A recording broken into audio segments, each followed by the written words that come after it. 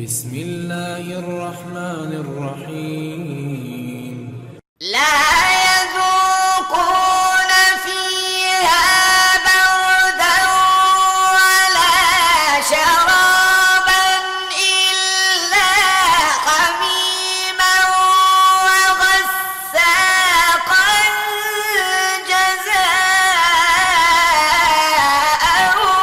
وفاقا۔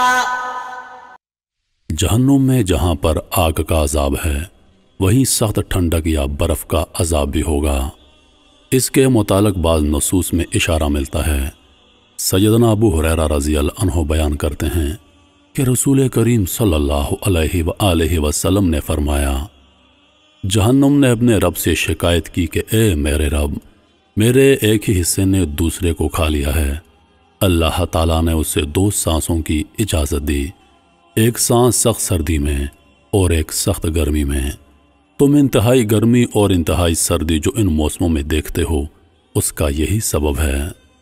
اس حدیث میں رسول کریم صلی اللہ علیہ وآلہ وسلم نے سخت سردی کا سبب بھی جہنم کے سانسوں کو قرار دیا ہے، یعنی جب جہنم میں ایک سانس لیتی ہے تو سردی آ جاتی ہے اور جب دوسرا سانس لیتی ہے تو گرمی پیدا ہو جاتی ہے۔ حافظ نوری رحمۃ اللہ علیہ فرماتے ہیں، علماء کا کہنا ہے کہ زمہریر سے مراد سخت سردی ہے۔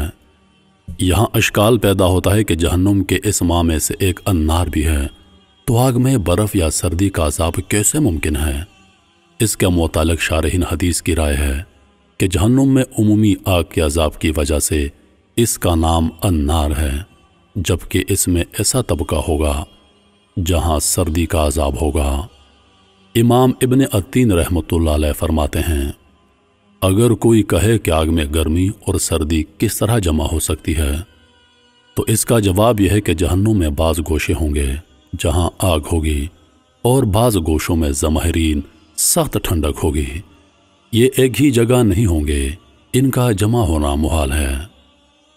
بعض علماء نے اس اشکال کا جواب یوں دیا ہے، جس اللہ خالق و مالک نے برف اور آگ کو پیدا کیا ہے وہ انہیں ایک جگہ جمع بھی کر سکتا ہے، اور جہنم ویسی بھی اخروی چیز ہے، اسے دنیاوی امور پر قیاس نہیں کیا جا سکتا۔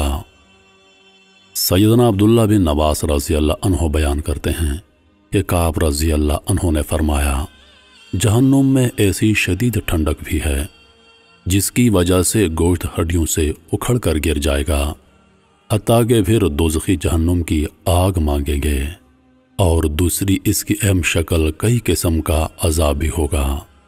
اس کی تفسیر میں بھی بعض سلف سے مروی ہے کہ یہاں زمہریر سخت ٹھنڈک سے بھی مراد ہے۔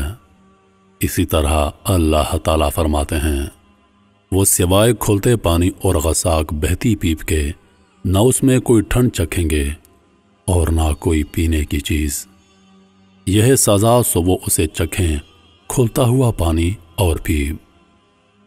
یہاں غساق کی تفسیر میں سیدنا عبداللہ بن عباس رضی اللہ عنہ فرماتے ہیں، غساق کیسی سخت ٹھنڈک ہوگی جو اپنی ٹھنڈک سے انہیں اس طرح جلائے گی جیسے آگ اپنی حرارت سے جلائے گی۔ اسی کا یہی معنی امام مجاہد بن جبر رحمۃ اللہ علیہ سے بھی مروی ہے۔